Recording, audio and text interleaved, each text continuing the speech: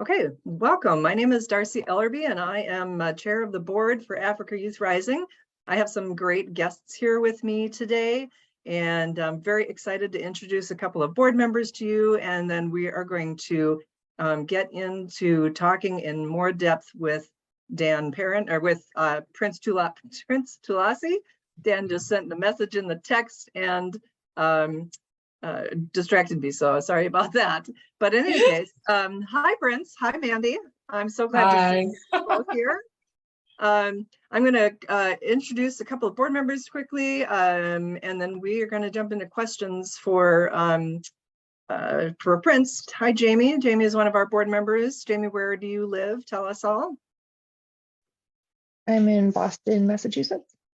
And you work in the public health sector as well. That's correct. Right. Okay, wonderful. Thank you for being here today. Glenda is going to join in, pop in for a moment. Oops, I hit Jamie a second time. Here comes Glenda. Hi, Glenda. Thank you for joining us. Glenda is also a board member, and tell us where you are coming from, Glenda, and what you do for work. Yeah, so I'm in Washington, D.C., and I'm a public health professional as well. Wonderful. We've got a good representation of public health today. And then our last board member who is here today is Dan. I'm going to take Glenda off. Hi, Dan. You're sitting in an airport getting ready to board a flight. Where are you and where are you going? I am in Portland on my way back to Denver. Yeah, and you live in the Denver area. And tell us what you do for work. I'm a project manager working on global private sector software projects. Wonderful. Well, I'm glad you could join us quickly for a little bit before you have to get on your plane. And but our real celebrity today is Prince. He is in Dodowa, Ghana with Mandy Case, who is our executive director, who also lives in Dodowa. I think you're in Mandy's apartment right now. Is that right? Yeah. We are indeed. and on that note, we are in Africa, so I'm going to apologize to you and anyone watching and anyone in the recording if we break up or have technical difficulties. There is some things that living in Africa we just can't overcome. I'm not sure if we are connected to live on Facebook. I've hit the button that says go live, but it doesn't refresh. And so let me just do that one more time before we get into the interview. Live on Facebook.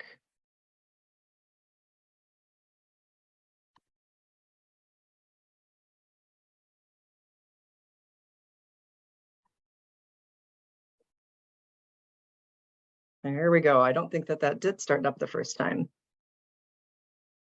Yep, it just notified me that it's being live streamed. So that's fantastic. I love that.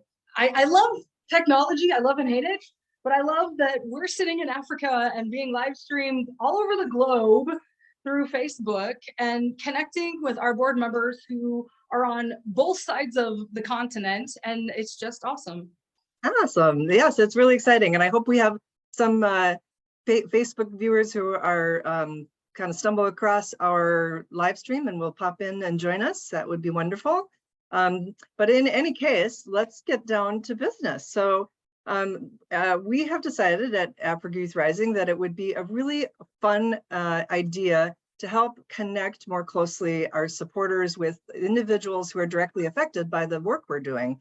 And I think that it's really nice to hear what we call success stories, because it really reminds everyone that the time and the financial resources that you donate to this organization are really helping actual people, and that those people's lives matter, and that they are interesting people, and that we should just know more about what it is we're doing. So our first candidate for this Success Stories webinar is Prince Tulasi, and Prince is you're in your late 20s. Is that correct, Prince? Yes. Yeah. Okay. And Yeah. we've been working with you since the inception of the organization when we first started as Belief Home. We've changed names to Africa Youth Rising in the last year. And I understand that you spent some time as a young person living at the orphanage that we helped build that first structure, belief home at. And I wanted to start off by hearing a little bit from you, Prince, about how old you were when you got to the orphanage, maybe the circumstances around why you went to the orphanage and left your family. So maybe just start there, telling us at the beginning where things started for you. All right. So once again, my name is Prince Tulasi. I'm the age of 28 right now. So I came to Rising Star in 2006. That time I was at the age of 11 years old.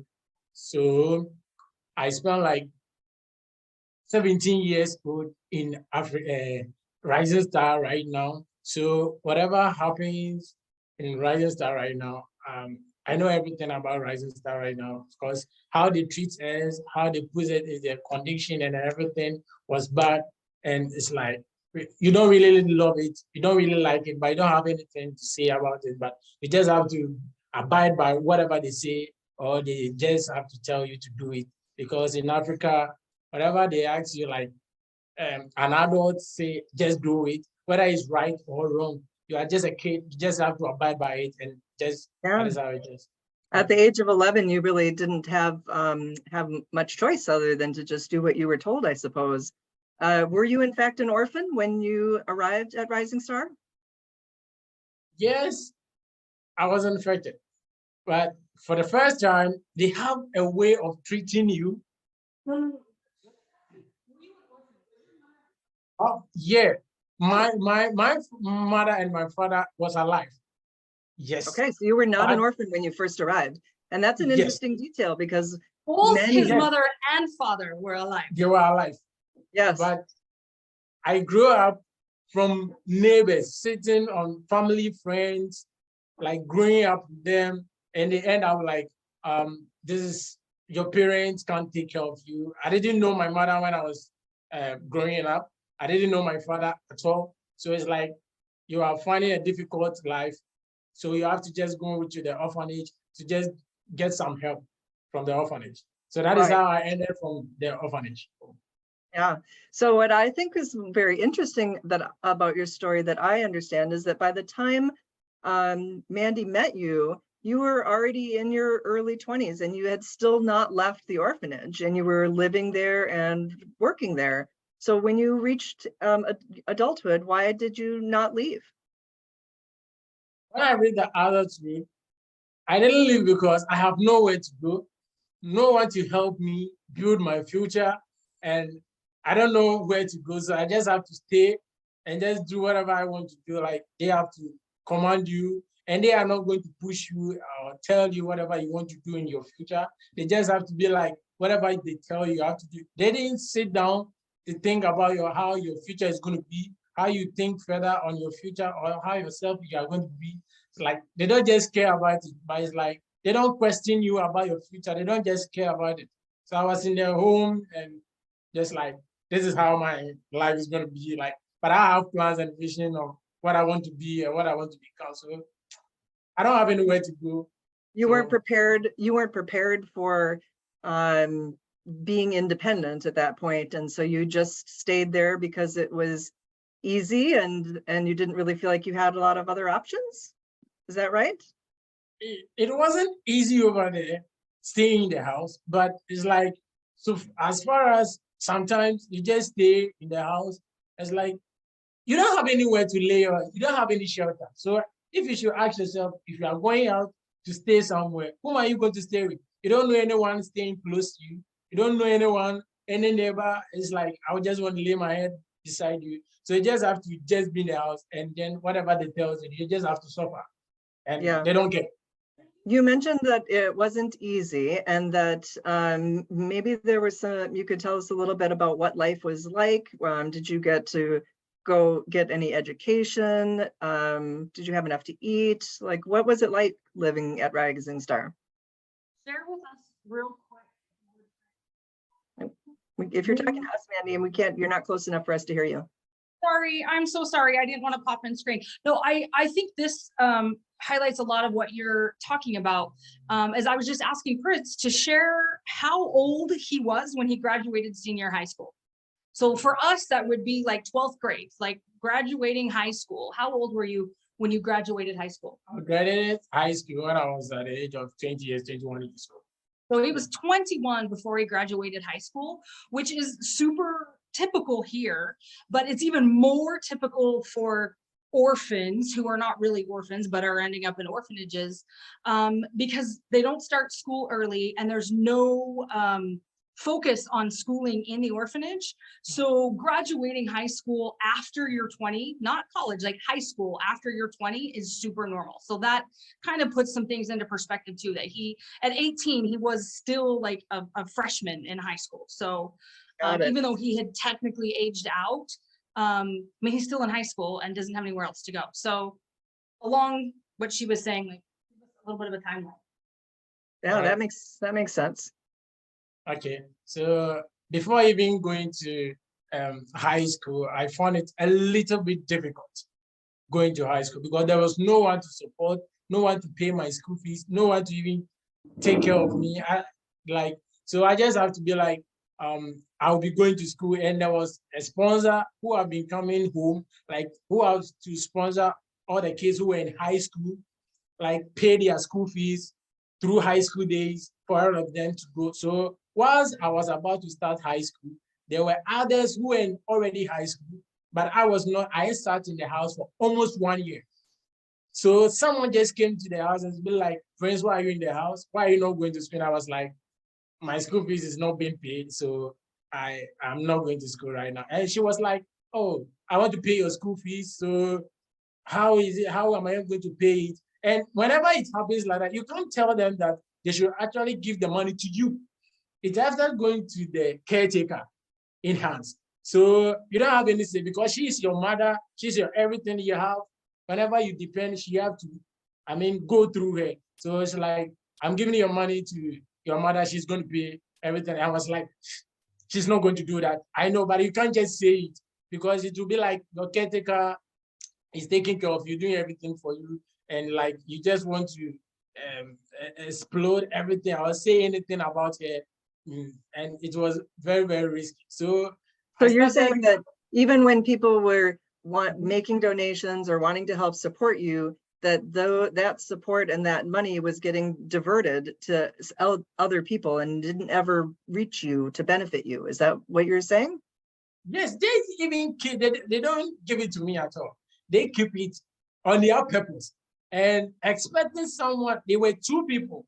It's two people that they know sponsoring, right? So the first person who is sponsoring is like, oh, okay, but this one is just want to sponsor once and he's not going to do it.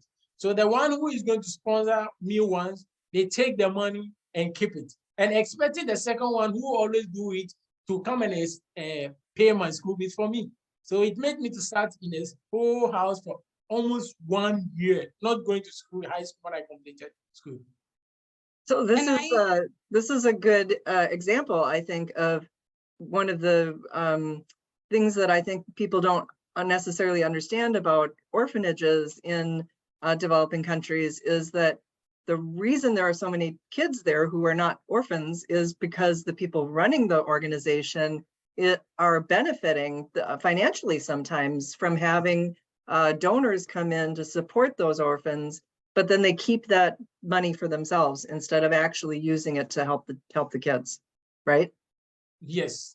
And then You must have seen a lot of that.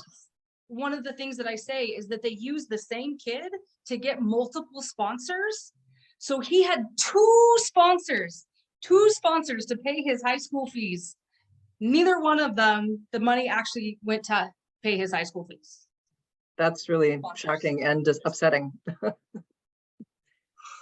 So even as you got to be a young man, did you have some ambitions or goals? Like, what did you want your life to be at that time before you met Mandy? Okay, my goals was to be a poultry farmer, a dog farmer. Like, I have all those things in my head. Whilst I don't have any support, I just imagine how my future is going to be and working out towards it. So that was my plan. I was having a plan in the future, but I didn't get any support from anyone to push me out. So that was how it So happened. you had ideas and goals, but no real resources to help get started, right? Yes. Yeah. Yes. And then Mandy enters the picture. And Mandy came to Rising Star as part of her capstone project for her master's in public health degree. Yes. And Mandy originally got involved in Rising Star to help build a new structure because the previous building was not very sound. Good. Yes. Yep. And I understand that you did a lot of construction work on that building, Yes. and that's how So- you and Mandy got to know each other. Yes. So I met Auntie Mandy in 2019. Whilst I was about to complete an high school. So I've been coming home because whenever you go to school, they don't care about you. You have to fight, work hard, sweat, and get your own money. And they don't care however you get the money. Even when they even have the money to do it, they're actually going to ask you, where do you get the money from to do that? Did you store it? You stole it or you steal it from someone? And they just have to ask you much details about all those things that you get, the money that you get. So when I came back home, I was like, there was a construction coming. And I was like, I just want to run. I just want to have like holidays to just come back, go and come away to get money to achieve my goal. That was my plan.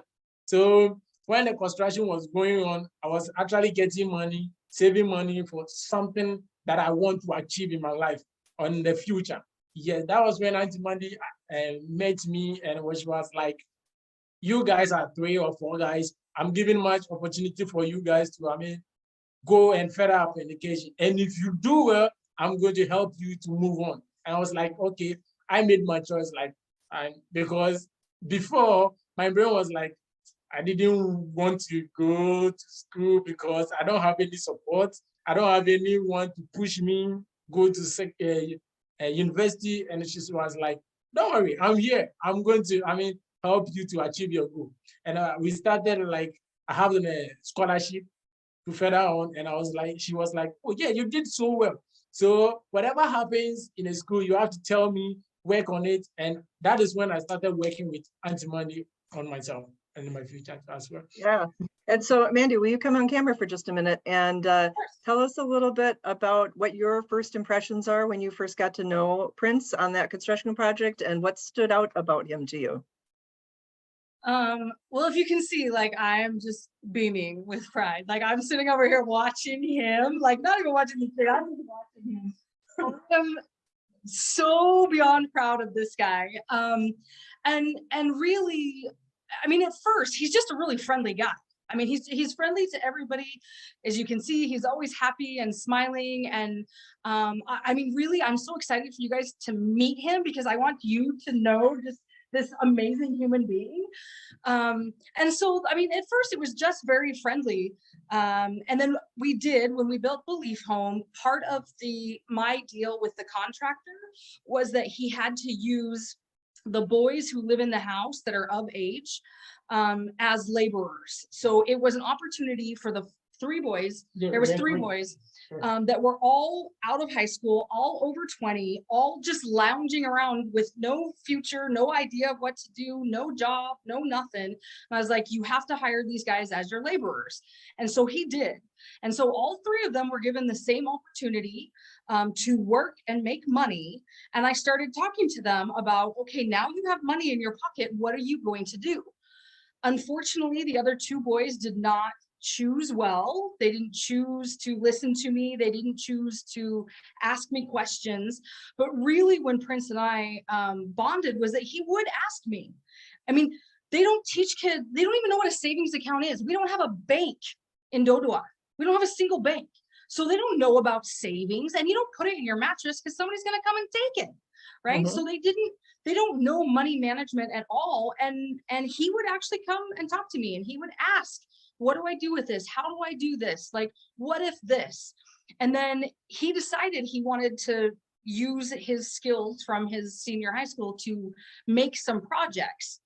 So if you're a longtime follower of us, you remember he made some leather vases that were so cool. Morgan still has hers and loves it. And so through that project was our first opportunity to talk about, okay, you've spent this much money on buying the materials, so how much do you have to sell it for to make any money? And I'm not gonna lie, like he didn't get it. He didn't get it, but they don't teach him anything. So, I mean, Right. he like putting together all the cost of things in order to figure out like the minimum price and then how to mark up from that and then how to calculate in transportation and all of this. He just didn't know any of it. So that's really when we started more of a instead of just a friendship, like a play friendship, it really became more of a mentorship. And I mean, he has survived, he has thrived in life because of who he is, and his attitude, his willingness to learn, his humility, to just be like, I don't know, teach me, like show me. Like, I mean, we've had hour-long budgeting discussions now that he's a man on his own, trying to pay for his own life. Like we've had hours and hours long budgeting discussions and things. So we're going to talk more about that in a few minutes too, about some kind of really important budgeting lessons about paying for housing. So, Yeah. But before we move too far on, I also just wanted to pull out a little comment around the fact that when we are doing projects in Africa, we are taking the money that is donated to us as an organization and using it to hire purchase materials in the community, hire local laborers.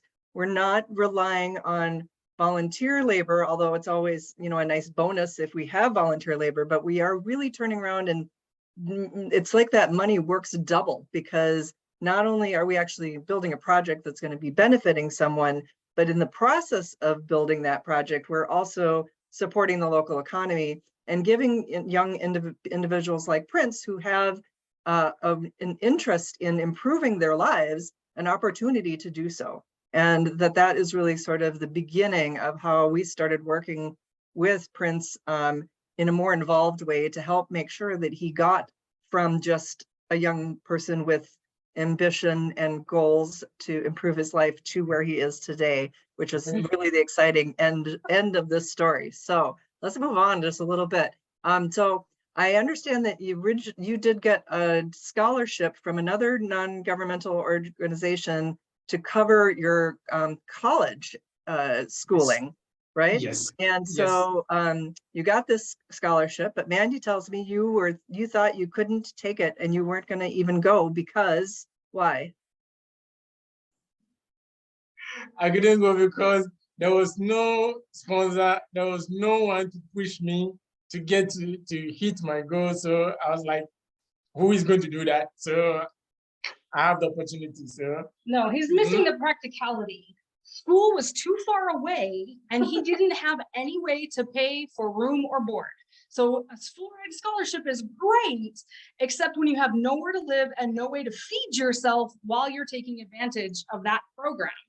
Right. So it's actually only kind of a mistake that I even found out about it, because everyone around was kind of chastising him. yes. And you saw he looked over at me because when you mentioned it, I was like, I'm gonna beat you, because that was my threat to him, is that you don't take this opportunity, I'm going to beat you, and I won't let you work on this project anymore. So it's so interesting that it sounds like yay, all my problems are solved. I can go to college now and get an advanced education, but then you can't even do that because like your basic life needs aren't being met. And so that's when Africa Youth Rising got more engaged in helping find some donors and sponsors who would help do things like cover your housing. We paid for your transportation expenses, and gave you that sort of baseline so that you would be able to go and get that education. And we were so proud of you for making the most of that opportunity. Mandy says you did a wonderful job. That was great. And Thank you.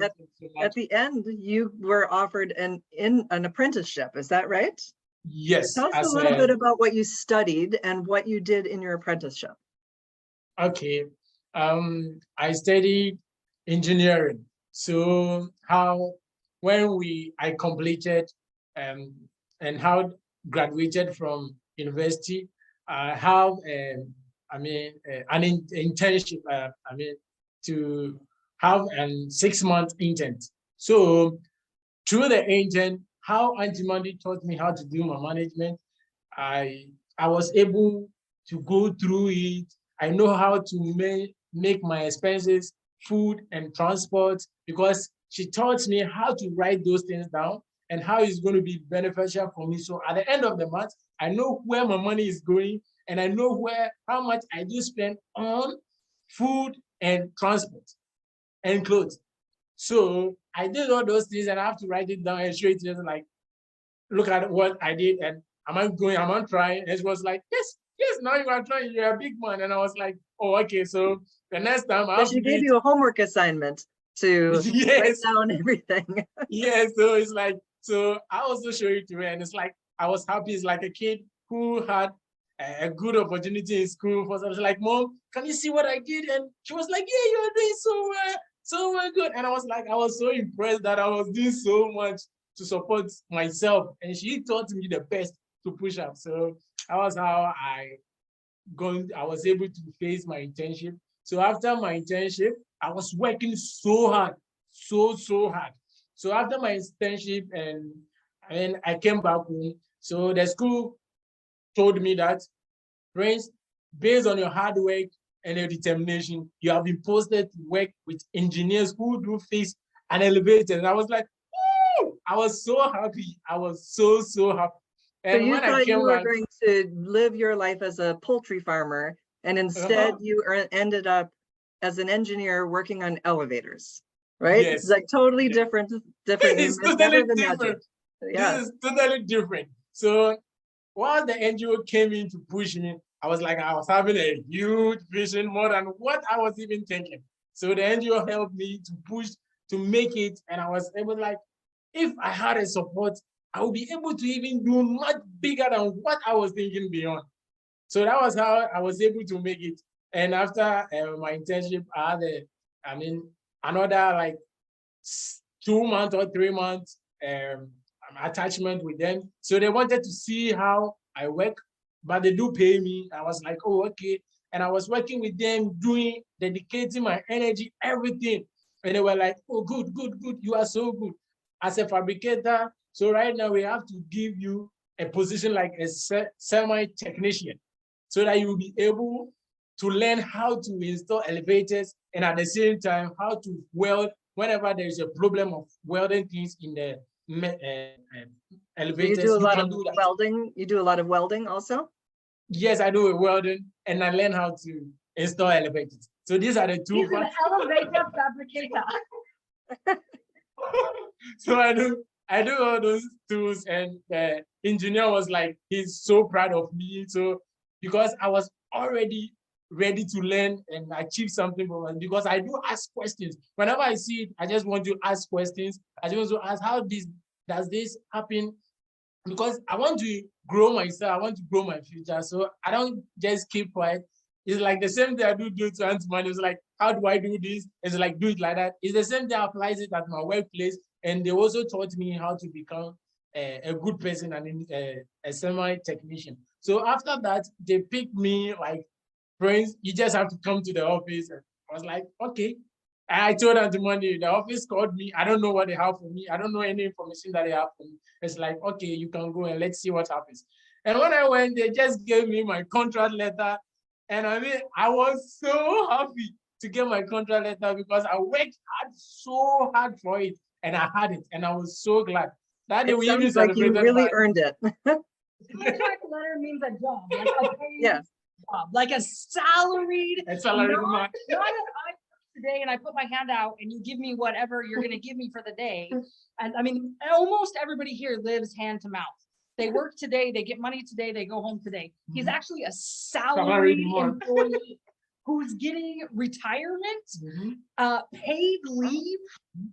Like he's a big man. He's a solid man now. Yes. So if you will allow me to highlight how the NGO actually took him from, being a laborer at Belief Home super quickly, like how directly what that looked like, was when we found out that he had this full ride scholarship to a technical university that he wasn't going to take, because would the home ever give you the money? Would they ever feed you or They, give you they room? won't even feed you. Even whenever they have to give you, like you request something for 2, they will actually, or something like 3 or 5, whilst the school is demanding for it, they actually have to give you something like small or 1 for it, and which you are not certified with those things but you don't have anything, you don't have any questions for that. The house had 200 bags of rice and wouldn't give him any rice to take to school with him so that he could eat while he was there.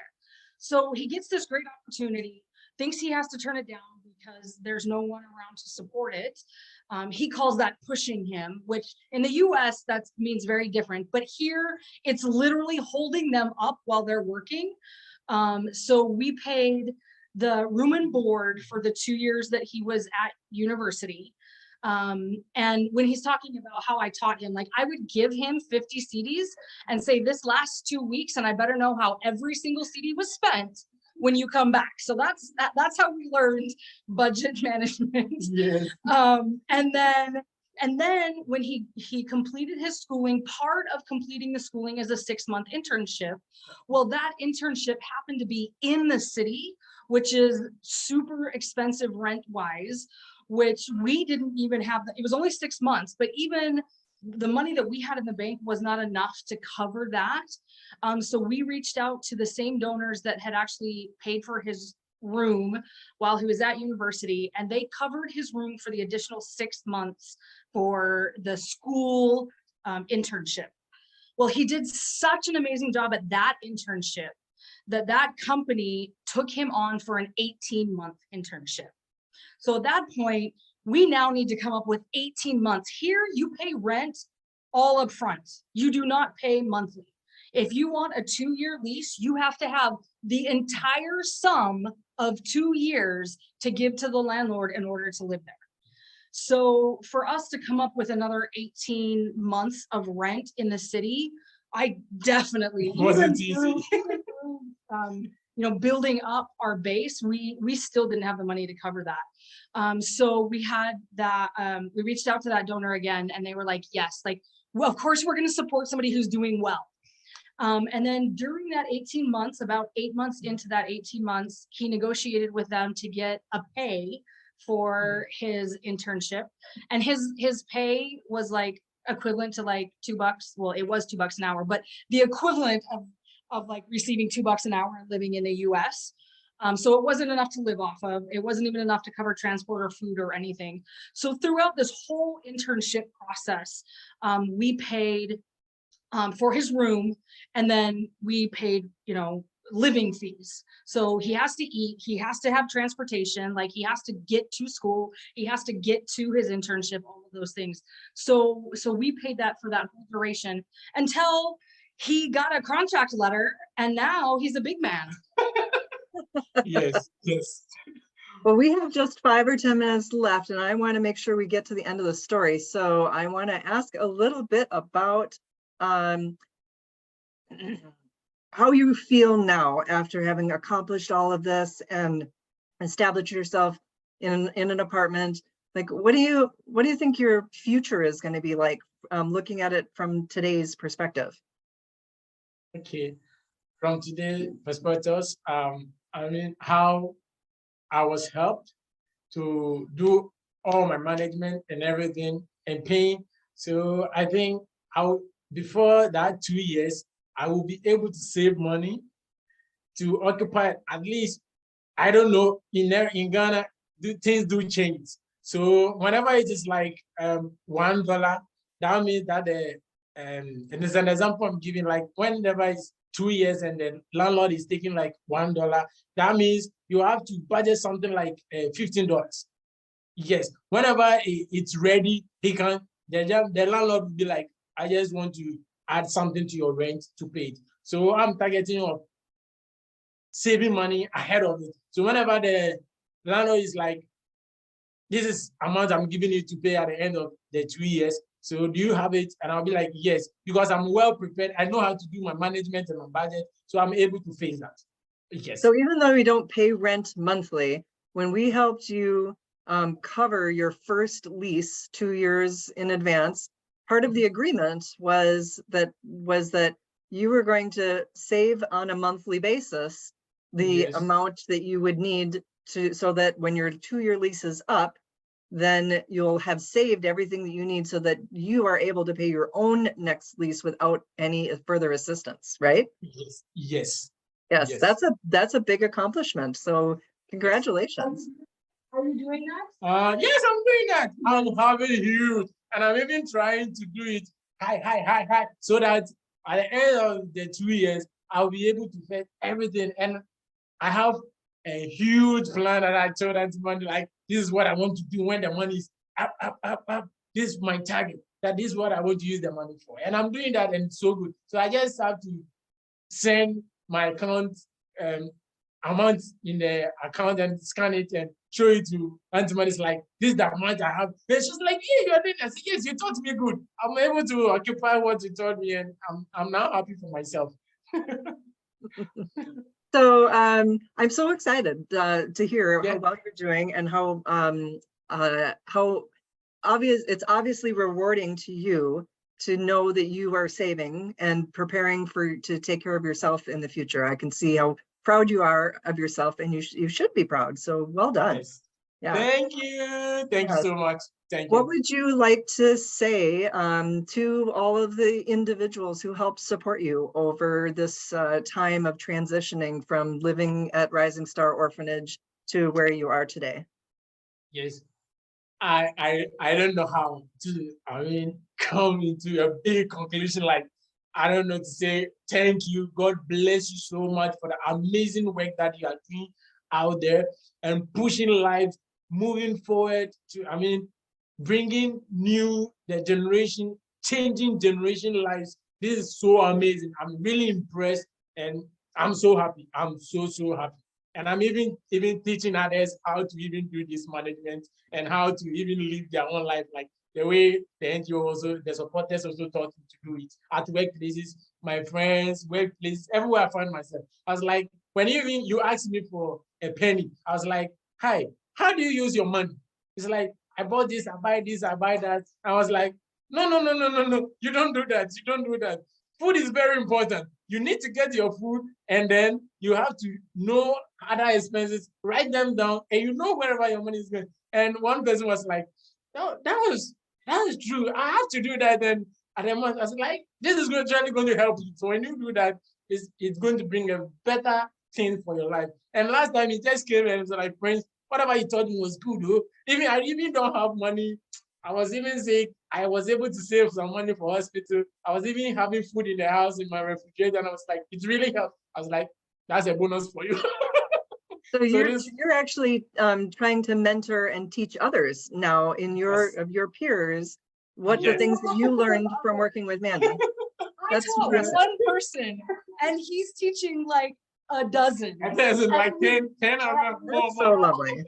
Talk about ripple effects. Like when I start thinking of the ripples of just small investment here, like the ripples are incredible. And I couldn't think of a better way for him to honor the donors that helped him by paying it forward. And I never even asked him to. Of course, he's like, should I tell my friends how to do this? I'm like, yeah, of course. But he wasn't like, tell me how to tell them. Like, he just took his knowledge and started sharing it with other people. And he's like, you're suffering. Let me show you how to do it correct so that you don't suffer anymore. Can you think of a better way to honor the people that have helped you? I can't. That's really touching.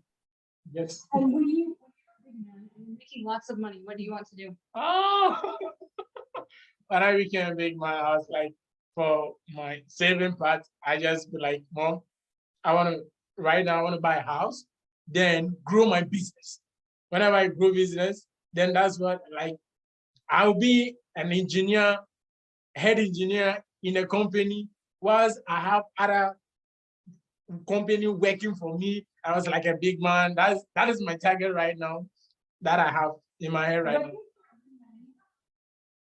Yes, I want to help others. That is my own desire because others do have it. And they used to push me. They use the opportunity to push me. So I think whenever I have whatever I want, then I have to push. Even right now, even if I don't have, and whether you give me, I even give you, but I ask you, how are you going to do with it? So that you don't go and come back for more.